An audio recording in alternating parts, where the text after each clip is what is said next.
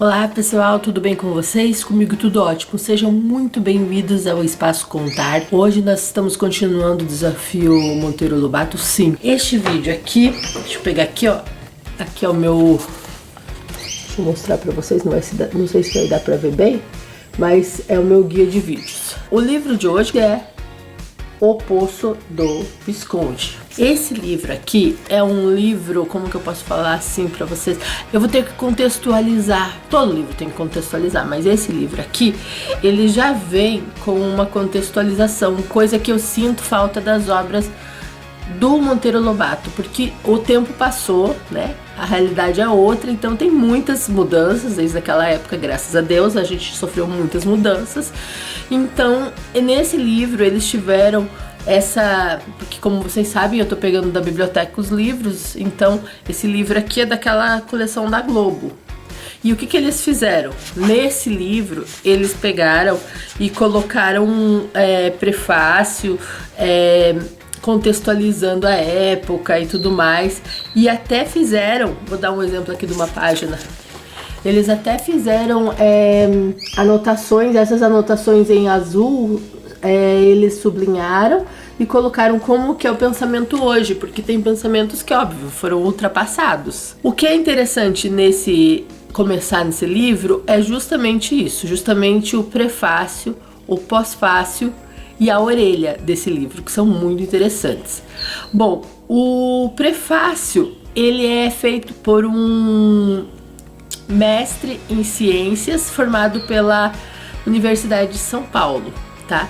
Então eu não vou inventar esses dados, eu vou compartilhar esses dados com vocês. Fernando Vedovati, mestre em ciências pela Universidade de São Paulo. Eu não tenho total certeza, mas eu acho que foi ele que fez todas as considerações no livro, atualizações e prefácio e pós-fácio. Com certeza foi ele, porque senão estaria outro nome lá, né? O Poço do Visconde. Nessa obra, Lobato faz uma apaixonada defesa da existência de petróleo no território nacional. O Poço do Visconde defende a ideia de um país mais forte, independente, mais justo e moderno para todos. Monteiro Lobato foi pioneiro na defesa do petróleo como recurso natural estratégico. Em 1931, viajou para os Estados Unidos a fim de conhecer melhor a exploração do petróleo e voltou entusiasmado. Ele mesmo teve a concessão de abrir um poço em Sergipe. Antes de publicar O Poço do Visconde em 1938, para o público infantil, ele já tinha escrito a obra Escândalo do Petróleo em 1936. A defesa do petróleo existem outras obras como Geografia de Dona Benta e Serões de Dona Benta. Ele chega a ser preso em 1941, acusado de querer, com seus escritos e ações, desmoralizar o Conselho Nacional do Petróleo, criado em 1939, para estruturar e regularizar as atividades envolvidas com o setor. O petróleo sempre mobilizou a sociedade brasileira. Ele seria o caminho para o país que na década de 30 era rural, com grande parte da população analfabeta, sem acesso a saneamento básico e energia elétrica. Não mudou muito, né, gente? Infelizmente tem muita gente que ainda falta saneamento básico, iluminação, né? Quando você vai vendo a história, você começa a pensar assim que, claro, tiveram muitas mudanças, mas as mudanças básicas tem umas que ainda continuam, que ainda não mudaram muitas coisas, né? Vamos lá. Acesso a saneamento básico e energia elétrica, que o Brasil trilhasse o caminho da prosperidade e desenvolvimento econômico e social. Lobato sonhava em um país próspero e o petróleo seria a forma de oferecer o progresso e o desenvolvimento para a população. Para ele, o petróleo era a energia do futuro. Diversos países da América Latina produziam petróleo. As condições geológicas para ele faziam Lobato crer que o Brasil também poderia. Se os outros países da América Latina podem, por que o Brasil não poderia, na opinião dele? Para a pesquisa, ele pensava que o Brasil poderia, mas que não havia política do governo para a pesquisa necessária à produção e extração do petróleo. Lobato, através da Turma do Sítio, denunciou o boicote promovido por grandes grupos estrangeiros que agiram politicamente para evitar a concorrência. Sua luta inspirou a sociedade na campanha O Petróleo é Nosso, que culminou na criação da Petrobras em 1948. Notas e comentários pretendem alertar para eventuais mudanças no padrão tecnológico e na forma de pesquisar e explorar petróleo. Então ele deixa bem claro assim, historicamente, aonde que se situa esse livro. Ele fala muito bem, assim, se você for ler esse livro, ele faz as atualizações muito claras, ele sublinha e tal, e coloca o novo conceito. O que ele faz é maravilhoso, porque ele não apaga o que aconteceu. Gente, a gente não pode apagar o passado, a gente não pode fingir que não aconteceu. A gente tem que olhar criticamente no espelho nossos bichos, nossos lados negros, assim, e tal, e tentar superar, mas tem que encarar, senão não tem como superar, tá? Então esse contexto eu acho maravilhoso, eu acho que inclusive todos os livros do Monteiro Lobato deviam ser contextualizados, como eu digo em vários vídeos aqui. E até no final desse desafio eu vou propor mais umas contextualizações para a gente abordar com os nossos filhos, ou se for professor com alunos, ou se for você mesmo, para você mesmo contextualizar para sua criança interior, como eu digo, sempre importante. Outra coisa interessantíssima é que a Tatiana Bilinski, aquela escritora maravilhosa, fez a orelha do livro e ela contou um pouco da experiência dela. É muito legal isso. Ela fala que, eu vou ler aqui as palavras dela. Mas o que é impossível no sítio do Pica-Pau Amarelo? Perguntem a Emília, quem tem todas as respostas. Tão lobatianas. Eu, lendo todos esses livros que eu li para fazer esses vídeos e para pensar mesmo sobre a literatura infantil brasileira, eu percebo que tem muito mesmo do Lobato na Emília, né? Muito claro isso também. Bom, a Tatiana fala que com 16 anos ela leu e ficou contagiada pelo movimento, que é o movimento de começar a explorar petróleo no Brasil, do Pedrinho, porque daqui a pouco eu conto a história do livro. Então ela também aderiu, ela ficou encantada quando ela leu o livro e também aderiu ao movimento cívico. O petróleo é nosso. Muito interessante isso. Como que pode a fantasia inspirar, né? Pra bem ou pra mal, por isso que a gente tem que estar de olho, né? Só que naqueles tempos complicados, palavras dela, só que naqueles tempos complicados não era permitido falar do inexistente, entre aspas, petróleo brasileiro. Era até perigoso. O próprio Monteiro foi preso por insistir nisso. Mas, gente, ela assinou uma lista que era do manifesto para poder explorar o petróleo no Brasil e não deu bola para a proibição. É o que ela fala aqui. No pós-fácil, nosso amigo lá, o Fernando, ele faz um pós-fácil bacana. Ele fala do sonho à realidade. Monteiro, para comprovar sua tese de que o subsolo era rico em petróleo, ele fundou a Companhia de Petróleo do Brasil. Pensa, gente, para comprovar a tese dele, ele fundou a companhia. E fundou também, não bastando isso, ele fundou empresas para fazer perfuração de poços, o que desgastou fisicamente e financeiramente. Gente, até que daqui a pouco vai ter um comentário que ele é quixotiano. Isso é Dom Quixote, né? Ele era um pouco louco. Muito louco, vamos falar a verdade.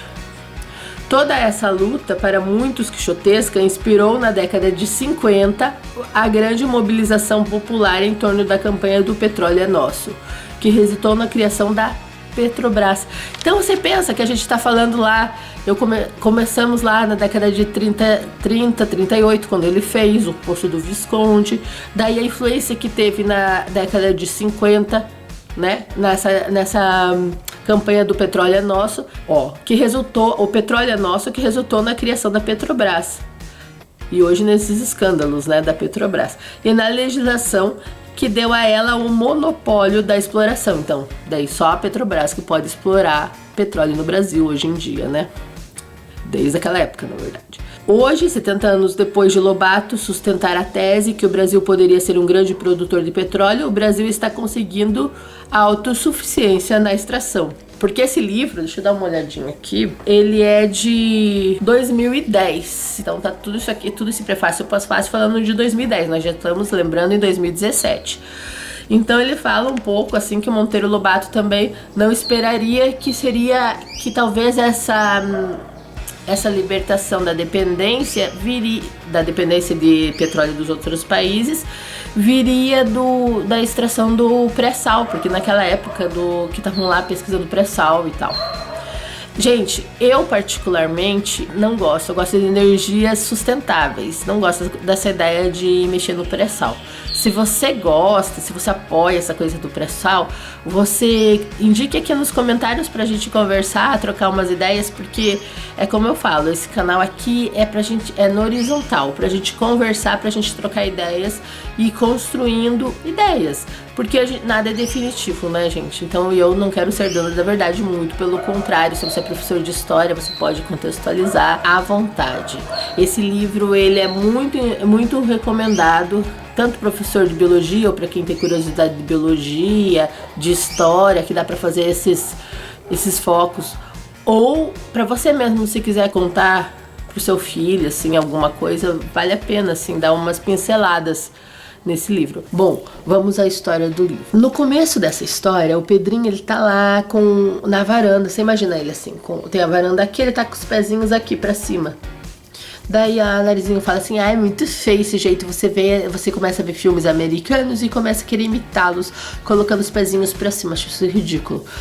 Daí a dona Benta, pra espanto da Narizinho, fala assim, não, gente, já tem estudos científicos de que é muito bom você deixar as duas extremidades equivalentes, por exemplo, você erguer o pé na altura da cabeça, é melhor para a circulação e até para o raciocínio. Daí o Pedrinho se acha e começa a ficar assim e tal. E a Emília vai falar para o Visconde, Visconde, você também tem que fazer isso, por isso que você não tá na Academia Brasileira. Eu acho que é tipo a Academia Brasileira de Letras da época. Daí ele pega e põe os pezinhos para baixo, assim, ele tá lendo um livro sobre um tratado geológico, né, de geologia. Daí o Pedrinho, como eu disse, estava lendo o jornal, ele fala, e essa coisa do petróleo, todo mundo fala do petróleo, o petróleo vai vir e nunca chega o petróleo. Daí o Visconde fala, o Pedrinho fala assim, não, acho que já sei o que a gente vai fazer. Olha aqui, eu vou dar uma lidinha nessa parte. Pedrinho, lendo o jornal, reclama que os jornais falam em petróleo e nada de petróleo aparecer. Estou vendo que se nós aqui do sítio não resolvermos o problema, o Brasil ficará toda a vida sem petróleo. Então isso eu acho muito bacana, de pegar um problema assim, tipo, do mundo real, e que a solução vai estar no mundo da imaginação, né? Isso é bacana. E então daí eles resolvem que o Visconde vai ensinar eles sobre como que eles podem entender o solo, a geologia, para daí então furar um poço e tentar achar petróleo ali no sítio. O Pedrinho arruma a sala como se fosse uma sala de aula, sala de estar como se fosse uma sala de aula, e o Visconde começa a explicar. Eu vou pegar algumas coisas que eu achei interessante assim para contar. Bom, eu achei muito interessante que eles têm uma ideia assim de que é o sol tá brilhando, e daí do sol sai uma fagulha, um pedaço do sol, assim, tipo um pedacinho do sol é lançado, e esse pedacinho começa a se resfriar com o tempo e vai ficando sólido. Ele vai ficando sólido e vai começando a resfriar de fora para dentro. Então a crosta da Terra vai ficando fria e vai formando um vapor de água em volta da Terra. Esse vapor começa a resfriar e começa a aparecer gotículas de chuva. E começa a formar os mares e tudo mais, assim. Então eles até falam que o pai da vida na Terra é o calor e a mãe é a água, né, que se formou. E daí falam ainda também uma coisa bem interessante, que dessa fagulha também, do Sol também sai uma outra fagulha e vem a se tornar a Lua. Outra coisa interessantíssima é que daí o Visconde começa a contar sobre a história da formação sedimentar mesmo, do solo, da Terra enquanto solo. E ele vai falando assim de várias partes assim da Terra e das camadas, da qual camada que tem o petróleo, assim, muito legal. E ele fala de uma ideia de que o geólogo é como se fosse um leitor, e o livro seria a Terra. Então eu gosto muito da ideia de no Poço do Visconde você tá lendo um livro e aprendendo a ler um outro livro dentro do livro, que seria a Terra. Porque ele explica muito didaticamente e divertidamente, assim, os pedaços, como que ele lê sobre as eras, Cenozoica, Mesozoica, assim, aqueles conceitos, e como as camadas vão se formando e como elas se movimentam embaixo da Terra. Então é como se você conseguisse entender um pouquinho, por exemplo, fosse um pouquinho alfabetizado nessa geologia, sabe? Então é um livro dentro de outro livro, assim. O Lobato faz muito isso, ele já fez isso naquela história do Saci. Se você não viu o vídeo do Saci, você clica aqui na descrição, que vai estar aqui, onde no Saci ele também ensina o Pedrinho a ler a natureza como um livro. Então o geólogo desse livro, assim, a geologia do Visconde ensina a ver as camadas da Terra, o que é muito interessante, e ver também o princípio, como se formou a Terra e como que as camadas de terra até encontrar o petróleo, sempre com atualizações do nosso amigo ali, Fernando, né? O que é uma coisa ultrapassada, vai lá o Fernando sublinha e põe a indicação de hoje em dia, de como é hoje em dia. Isso é muito legal mesmo. Fala da erosão, fala de várias coisas, dos desgastes e da luta que é, né, pra Terra tá assim hoje, a gente habitando. Como que ele pode comprovar de que dentro da Terra ainda tá quente? São os vulcões. Então vai explicando de uma forma muito bacana, sabe? Mas o que eu mais tiro é essa coisa de você aprender a ler de outras formas. Você não precisa não é uma leitura só de um livro, é uma leitura, você tá num lugar, você aprende coisas diferentes e você vai ler outras coisas, sabe? Nesse sentido de você tirar a leitura só do livro e de vivenciar esse livro, entre aspas, é muito bacana. Então eles ficam super animados e eles querem logo furar esse poço. Só que daí o Visconde fala que precisa de dinheiro, Daí a Emília fala assim, não preciso de nada disso, eu uso o meu faz de conta. Porque, gente, as fadas, etc., eles tinham magia. A magia, entre aspas não, a magia mesmo da Emília é o faz de conta. E se você for pensar isso, a criação do faz de conta, a manipulação do faz de conta é genial. Porque é verdade, se você fizer de conta, acontece, entendeu? No faz de conta. A aceitação do mundo paralelo é o faz de conta. É muito legal isso. Então o que acontece? Ela usa o faz de conta, o Pedrinho vai ligar para uma companhia alemã para trazer o material, ela usa o faz de conta e já chove dinheiro na cabeça do alemão lá no escritório dele. Isso é sensacional. Ela tem jatinhos do faz de conta, que são os jatos supersônicos. Pensa, naquela época, ela já pensa num jato supersônico que vai e volta e traz o material para a perfuração do poço. Então ela tem vários jatinhos, tudo ela constrói as casas onde ficam os operários, tudo na base do faz de conta, que é muito interessante. E a jornada do herói, que é a história propriamente dita, assim, da aventura, o Visconde explica o que é, eles não têm paciência de saber só teoria, eles já querem ir pra prática. Daí eles começam a furar e conforme vai furando o poço, ele vai continuando a fazer a explicação da geologia e até que vem o americano ensinar como que é para perfurar, porque lá eles já tinham muita habilidade com isso. O Quindim, que é o rinoceronte, é o tradutor, porque quem fala em inglês muito bem, o que é muito divertido, né? O rinoceronte ser o intérprete, o Sabugo ser o geólogo, o professor, o mentor. E eles abrem a companhia de petróleo Dona Bentense, que é em homenagem a Dona Benta. O nome do poço é Caraminguá, número 1, porque é o riachinho que tem ali. Só que eles explicam que você não, na hora que você faz o poço, você tem que tem uns termos em inglês que ele põe em tradução lá, mas é como se fosse um registro. Você tem que fechar. Você fura o poço, põe o registro para não explodir de água sem controle e contaminar os rios, as plantações. Já aconteceu isso lá nos Estados Unidos, eles falam. E a pessoa faliu, mesmo ela conseguiu o petróleo, porque daí teve que limpar. Acontece aqueles desastres ecológicos terríveis, né? Que a gente pensa que é coisa do passado, não, né? Tá aí o Rio Doce, né? Mas tudo bem, vamos lá. Então tem essas... Tem que pôr esse registro. Assim que fura o poço, tem que pôr esse registro. Só que eles mandam vir pelo jato faz de conta da Emília, lá no meu faz de conta número 7 dela. Só que em vez da caixa deles mandarem isso, vem outras coisas, vem um outro material que não é, entre aspas, o registro. Então eles é uma pessoa que eles falam que vinha dos Estados Unidos ou de outros países, que são os truches. Eles começam a boicotar. Quando percebem que outro país ia ter petróleo, eles boicotavam o petróleo a descoberta do petróleo no outro país para não ter concorrência. Então eles fizeram isso com o sítio também. Só que eles não deram conta que ali existia o faz de conta, e a dona Emília manda o jato dela faz de conta mais rápido, supersônico, e ele vai lá e traz. Até outro dia ele vai trazer esse registro. Só que até então a pressão tá muito grande para vir o petróleo. O que eles usam? Genial. O quindim, um rinoceronte, senta no cano e tampa o cano. E fica sentadinho até chegar o supersônico trazer o que seria o registro. Daí ele traz um pouco de petróleo é jogado, mas não muito. Ele fecha o registro, só que todos eles comemoram porque veio petróleo e tudo mais.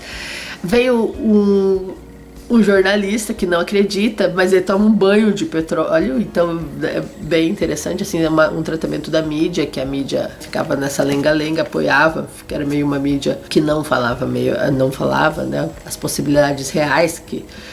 A mídia, né, gente? Não vou generalizar, tá?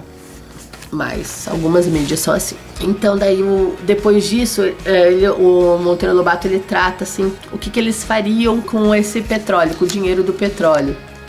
É muito legal, porque o Pedrinho fala que vai querer viajar. A Narizinho fala que vai querer fazer escolas, hospitais. Daí eles até...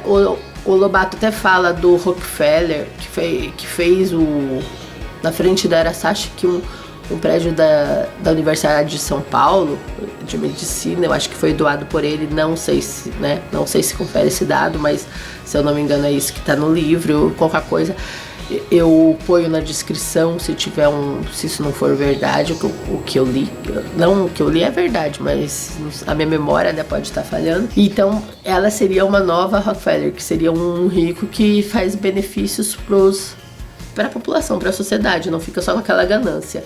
Já a Emília fala que ela vai fazer o quê? Ela vai cobrar juros. Daí todo mundo olha, como assim juros? Daí ela faz um tratado sobre como o ser humano gosta de ser escravizado pelo dinheiro. Que o ser humano, por exemplo, você cobra juros altos e ele vai lá e continua daí morrendo de trabalhar, é escravo para aqueles juros, daí paga os juros, paga tudo, acaba a conta, vai lá e faz outra dívida e se endivida mais e fica... Então ela fala, se a gosto da humanidade se escravizar, eu vou escravizar, vou dar o que eles pedem. Então a Emília faz essa reflexão, assim, dessa coisa dos juros, tá? Do empréstimo, dessa escravidão do homem pelo dinheiro, essa escravidão pelo dinheiro, que também é uma coisa bacana. Uma coisa lamentável que tá aqui é óbvio, bato na mesma tecla, é a questão da tia Anastácia.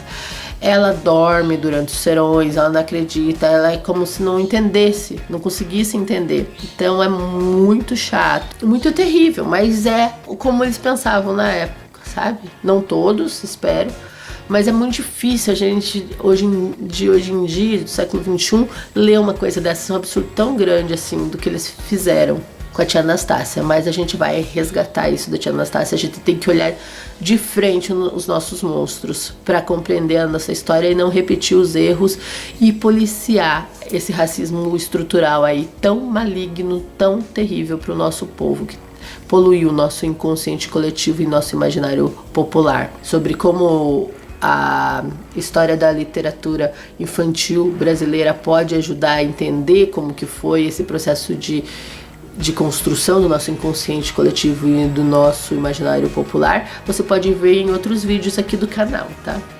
Mas, terminando a história, ela ainda conta assim que toda a vila ficou muito bem, tipo, fizeram saneamento básico, fizeram escolas, hospitais e tudo mais. Tiveram pessoas que não acreditaram no petróleo, que foram enganados, tiveram os vizinhos da Dona Benta, sabe? Então falaram de coisas, de perigos, né? E de benefícios desse dinheiro, né? De conseguir o petróleo. Outras pessoas conseguiram petróleo também ali por perto. E a Dona Benta ficou uma pessoa rica, né? Ela não precisa mais dinheiro, mas ela manteve a casinha no sítio, porque o dinheiro não... Ela sabe usar o dinheiro com sabedoria, tá? Então é mais ou menos isso que trata a história. O vídeo já tá ficando longo demais, mas esse livro, ele é mesmo um dos mais longos. Ele tem 192 páginas, assim, então... Mas vale a pena ler esse livro, assim. Vale muito a pena para você ter essa nova... Abrir teu horizonte e poder ler o solo. Vai, né? Que você tá lá andando... Daí você fala, ai, olha aqui, agora eu tô entendendo de que era que essa pedra, de que... É interessante, gente, é bem interessante. É inútil essa sabedoria? Não, não é inútil não, porque utilidade e inutilidade é tudo uma questão de ponto de vista, tá bom? Tudo é válido. E o ócio, viva, aqui vou deixar a minha última frase nesse vídeo, viva o ócio produtivo, o ócio criativo.